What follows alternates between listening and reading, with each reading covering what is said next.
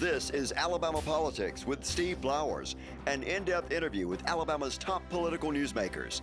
Now, from the studios of Troy University, here is Steve Flowers.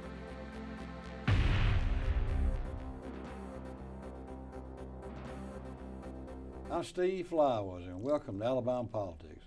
Folks, we're very fortunate tonight to have as our guest one of the great leaders in the state of Alabama, but not only that, he's probably one of my best friends in the world.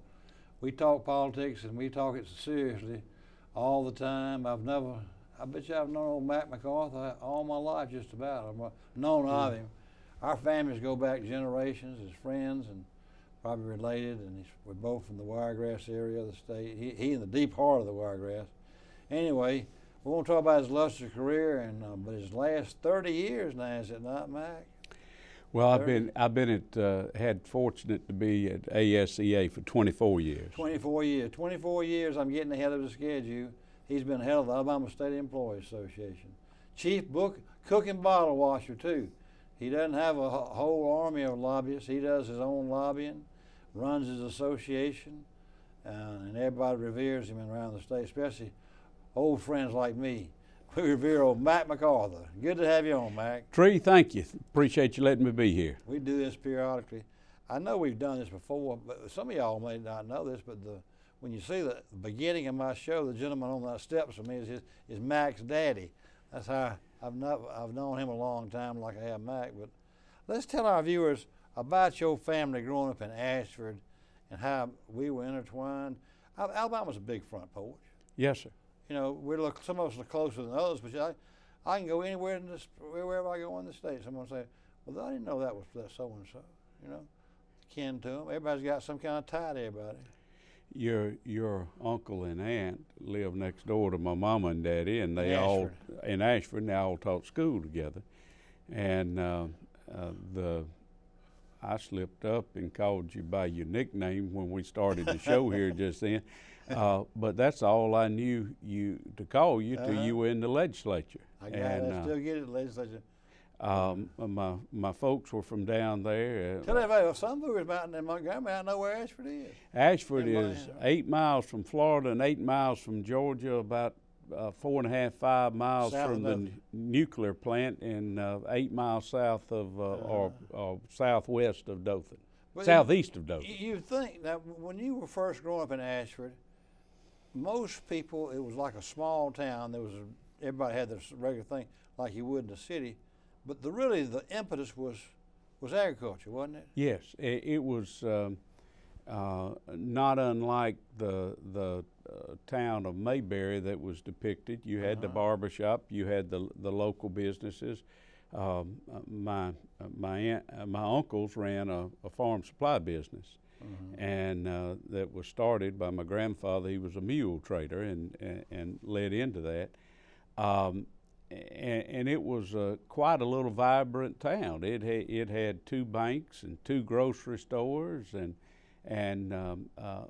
but over time it's become more of a bedroom community. That's what I was going to say. In your lifetime, you left after college, never really went back to Ashford, did you? I was fortunate to have jobs that kept me away from there. I think it would be hard to say that your heart wasn't back there. And you know, now most of my folks in the cemetery, my mom and daddy. But that McArthur family, that name was associated with Ashford because your family was probably one of the first settlers, wasn't it? My grandfather came there right after the turn of the century, 1901. That's what. And where did he come, Georgia? Across the river in Georgia, Colemoke, Georgia. Do you know that's interesting? Most of the state was settled by. That's interesting because my ancestors and my uncle, my great uncle you're referring to, Maurice Miller, who taught school in Ashford and was your family's best friend. All of our ancestors came from the Carolinas. On both sides, my Miller, Grant, and Flowers side, all came from Carolina. But people who settled Houston County came across from Georgia. Bill Bax's family. Yes. All those people came from South Georgia. I think you'll find that most of those folks came from Carolina. Originally. Down into Georgia. Originally. Settled there and then came over into Alabama. Of course, Bill's family and my family as well. You know, I knew my family was Scotch-Irish descent, but my younger daughter and I sent off 10 years ago for one of those DNA things, and you know, of course, you get more breakdown. They even had a comment. We've never seen anybody with the kind of Irish act. And my daughter sometimes refer to me as the Irishman for that reason. Huh. Yeah. We've looked at ours a little bit and hope to do a little more of it in later years, but we found a Welch on my mother's father's side that we didn't know existed. I've seen that in Alabama before. And I've seen that there was some Welch all through the state. And basically they were poor folks who came over here looking for a better life and well, everybody was, I imagine. Right. Scotch-Irish were yeah. too. And of course the predominantly Scotch. Yeah. And I think we're trying to find a little Irish in there. Mac, after you graduated from high school at Ashford, you went on to finish Auburn. What did you major in Auburn? I majored in history and political science. Same as me. I was Wayne Flint's You were the one student, that stood under Wayne Flint. and had a chance to do a little bit on my master's under him as I was waiting to get in law school, and he was, along with Dr. Bill Kelly and Dr. Ed Williamson, were very instrumental in getting me into law school at Alabama. Mac, I'm talking about history. I wonder if you got it from my uncle Maurice. Everybody who came out of Ashford High School said, your uncle could teach more history. And actually, when I got to the University of Alabama, a guy named Somerville had written the book on Alabama history, and he was marveled that my uncle was Maurice Miller. Mr. Miller was. Was that instrumental in one of you recently? Yes, he was. Early on, for my birthday, he and Miss Helen would give me history books, and it helped cultivate an interest in history and politics. He was so well read, and he not only taught the history, but he taught the hows and the whys and what it meant, and he was, and then of course studying under Wayne Flint at Auburn was pretty good. Quite wonderful. So your mind was busted just the way I was political science major and history minor, but I had a major in history. I may have had close to them double major. Anyway, that's not important. Then you went to Alabama Law School. Yes. Who were some of the guys around politics now that went to law school with you? Well, there were Phil Hutchinson, who heads up APT. Phil. Certainly there were others that were in and out. I only did about half of my legal study at Alabama, and then I went to work for Bill Baxley when he was elected lieutenant governor. I finished up at Jones School of Law. Then while you were finishing up, you worked for Baxley. Yes. Now, what years would that have been when you started working? About 78? I started to work for Bill in '83. After he got elected to yes. lieutenant governor. And your families have known each other for generations, like ours. And we actually have kinfolks that are the same but different ways. My blood aunt married his blood uncle, his mama's brother, and so I've not, like you, I've known Bill my whole life, I reckon. Well, now how did you and Baxley had known who you were, and of course you knew who Baxley was, but who got y'all together? How'd y'all get together? Because you became his chief lieutenant. Well, he had a staff of 8, and I was fortunate enough to work on it. So you and Sumner. Sumner, Frank Long Jr., and Stan Allen, and who's a lawyer, very successful lawyer in Anniston, Senator Allen's nephew. Okay. And but Bill, we were at a meeting in Dothan, and he was going to head on to a deployment in Germany.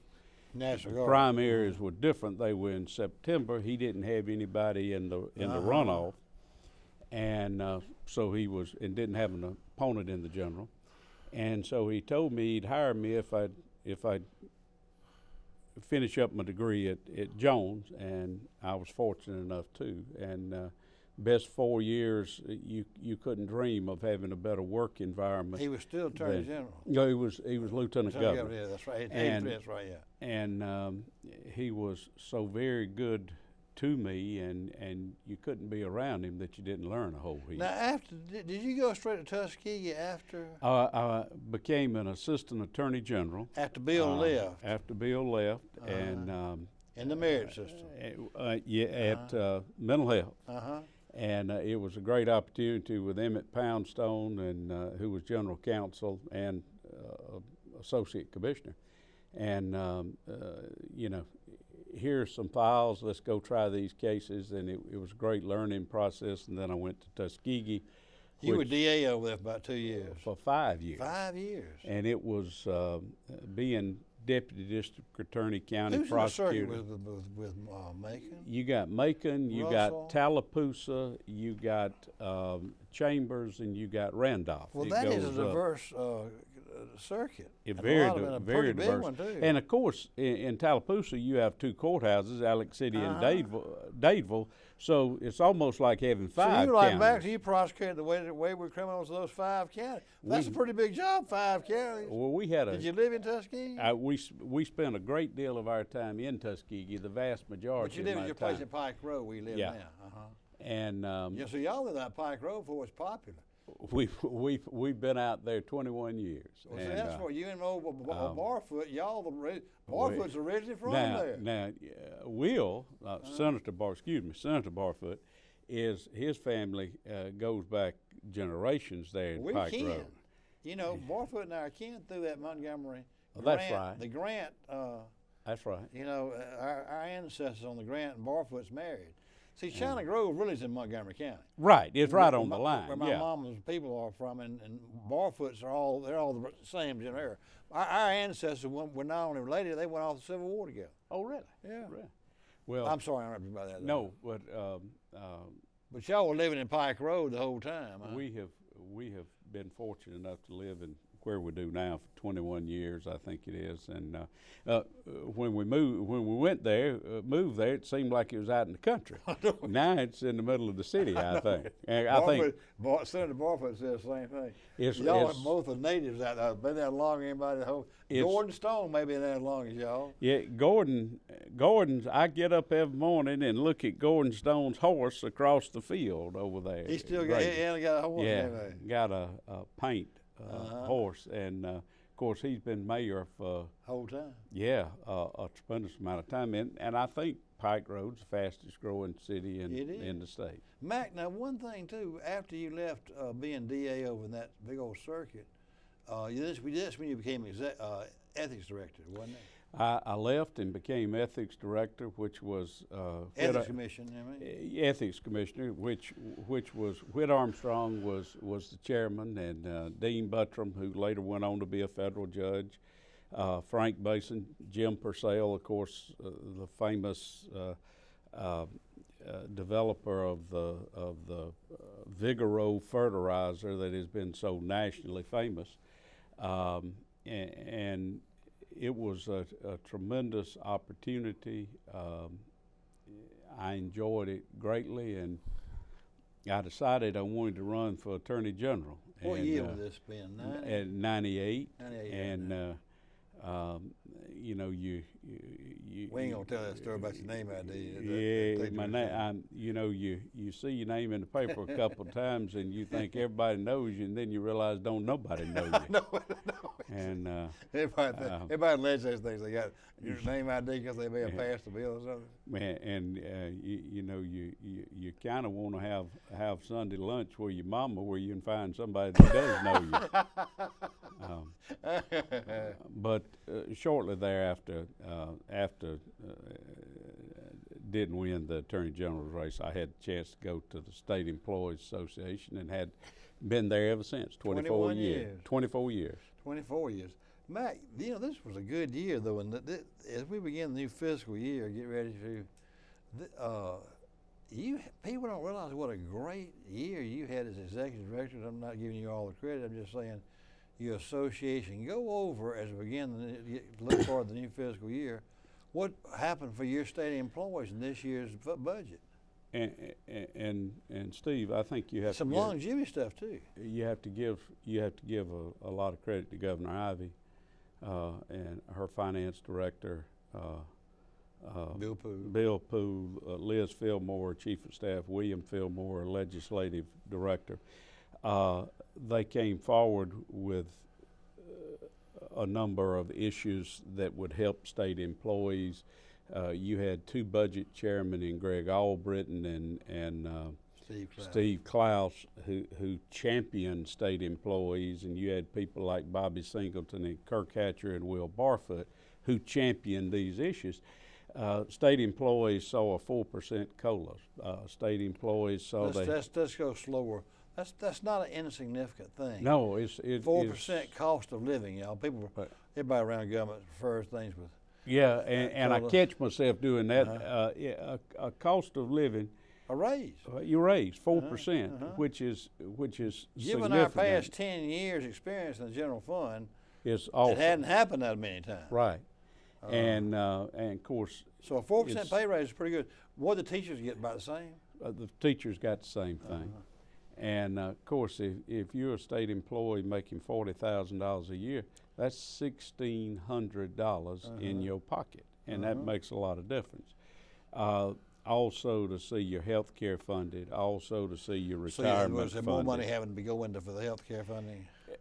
It was level funded, but it took some work from the insurance board to get there. But Steve, again, Chairman Klaus, Chairman Albritton, that was a priority of theirs because if you raise it, you're just taking money out of state employees' pockets, active or retired. Also, you saw the retiree trust fund passed. It's not funded right now, but it'll be a mechanism down the line to provide for periodic pay to our retired folks, adjustments, whatever form they should take. Also, a bonus for retired state employees that if you had 25 years, it's $600. If you had 30 years, $720. That's real money, and they've already been paid that.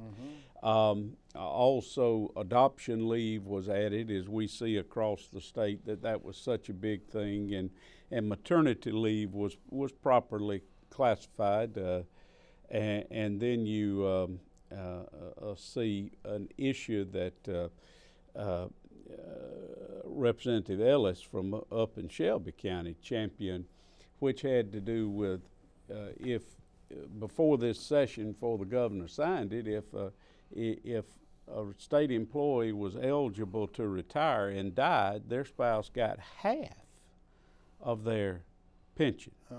And whereas now it's up to the spouse to choose, and many will choose the full pension, of course, and then also 30-year retirement for Tier 2 employees, new employees starting in 2013 under a different system.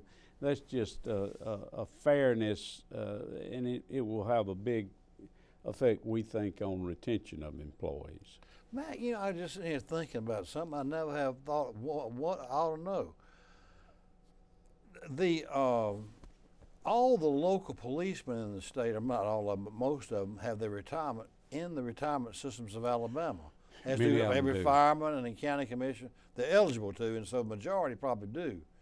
But they're not eligible to be members of the State Employees Association, or are they? They, if they are state. But not Troy policemen or Montgomery police officers. No. But their retirement is they're over there. They're in the pension system, if you will, and they have separate insurance, but it's very similar. Well, I'm not trying to give you a sales tip here, but it seems to me like you could argue that you could draw membership from police departments and say, look, we're carrying the water for y'all lobbying wise.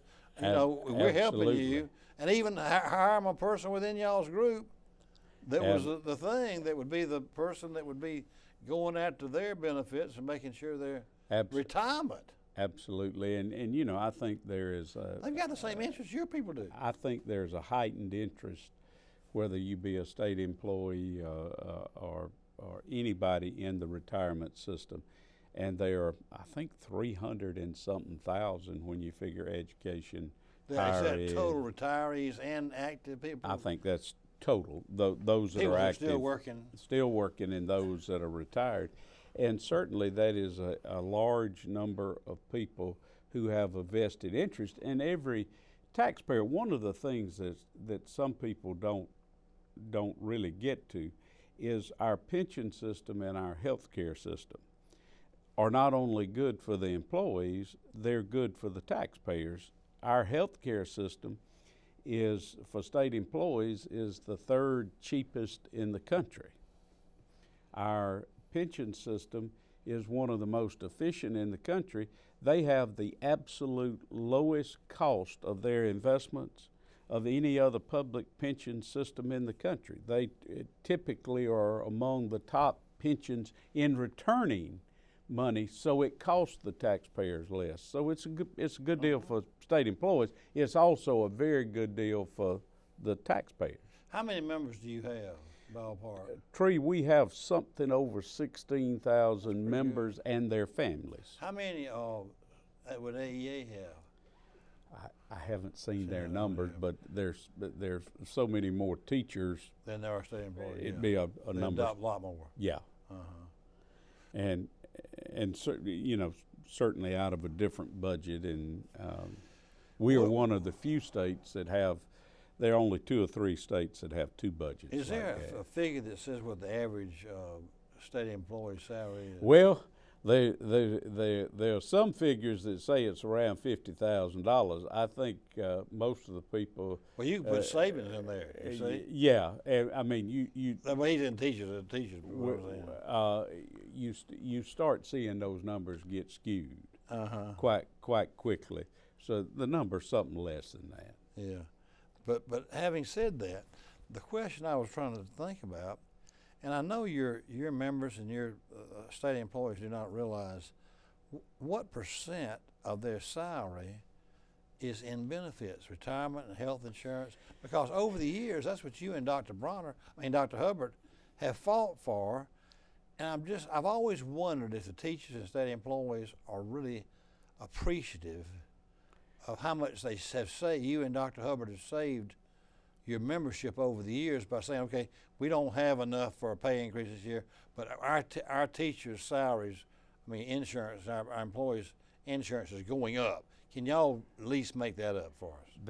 That has been a big thing, and I commend Finance Director Poole, Governor Ivey, Finance Director Poole, Chairman Klaus, and Albritton. But really, Steve Klaus has taken the lead on this, that we've got to keep our insurance affordable. And William Ashmore and his folks over the insurance, they run a good program. Right. But what we have done over the years with state employees, what the state has done is said, we might not can pay you as much as something, but we're going to make sure you have good benefits.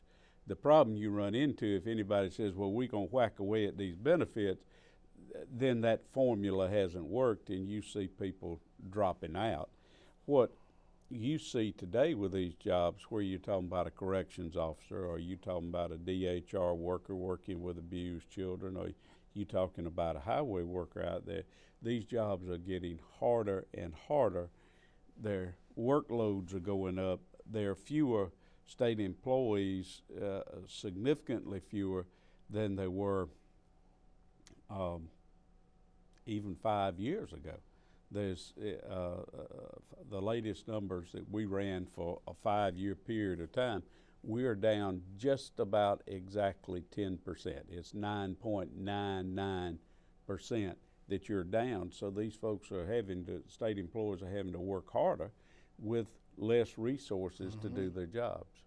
Well, what percentage would you say of someone, was it matched, like someone makes $50,000 a year or $50,000 a year? What percentage? On top of that, would they really be making when you put the benefit? It's 20%, close to 20%. It would, with the lowest paid employees, it would probably be even higher than that. Right. For the average paid employee, 20-25%, probably 25-26%. Is that much? Yes. So if someone's making 50, they're really making 75. If they went to the well, local thing and worked as a mechanic and 10, I mean, it's a part-time mechanic. It would be significantly more than what they're making. Yeah. Oh yeah. I mean, and I think I think the retention for teachers and state employees is I think they're cognizant of that. I think you have what we're seeing with younger folks being hired, newer people. Some of them are not young, but newer people being hired. That you're seeing a good bit of turnover because the jobs are so demanding. Yeah. Not and there's a certain point when folks get in the system and they've had 15 or 20 years, they're vested in the retirement system, they're going to stick it out to the end. But there's another group of folks that got 5 years in that they may be saying, well, you know, we want to see what else is out there. And I think you've seen such a significant turnover in the state. And obviously, as our unemployment rate, I think Governor Ivey said the other day, 3.1%, some very, very small number. When you and I went to school, they said anything under 5% was full employment. So it is the state's having to do some stuff to try to be competitive to hire folks and keep folks. Well, you've done a great job as state employees. So Thank you. It's a great year, 4% increase and all the other benefits. You'd be thanked by your employees and thanked by the state of Alabama for what you've done over the years. But old Mac, our time's up on this show. We'll have to do it again soon. Thank you. I enjoyed it. I appreciate it. I feel like I'm talking to my best friend. We sit here and talk on the phone all the time, and here we are doing a television show. Y'all be part of me and Mac's political conversation someday. Thank you, Mac. Thank you. Appreciate it. See you. Thank you, viewers, for watching.